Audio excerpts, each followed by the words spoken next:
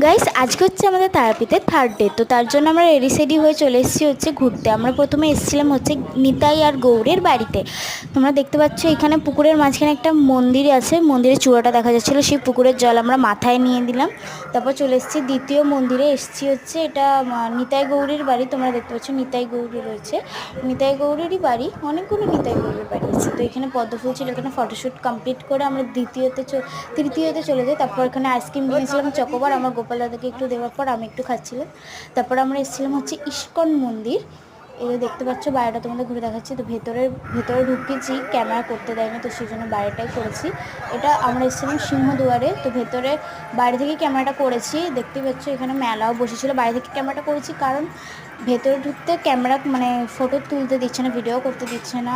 অনেক জায়গায় আমরা ফটো তুলতে পারিনি, ভিডিও করতে পারিনি, সেই জন্য করা হয়নি। তো এগুলোই দেখালাম। তো ভালো লাগলে অবশ্যই একটা লাইক করে দেবে। বাই।